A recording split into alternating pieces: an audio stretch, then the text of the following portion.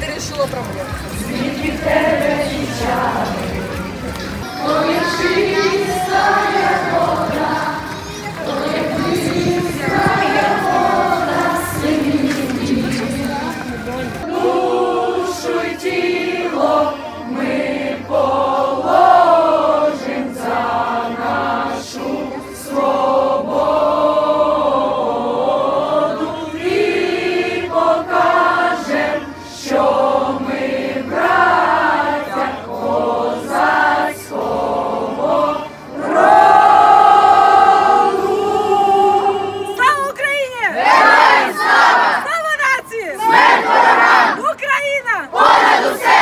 Я считаю, що українці, ті, які в Брно, повинні все-таки відкликатися на ту просьбу збиратися і показати своє єднання.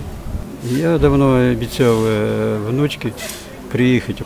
Я дуже не хотів, бо ні разу не пересікав границі.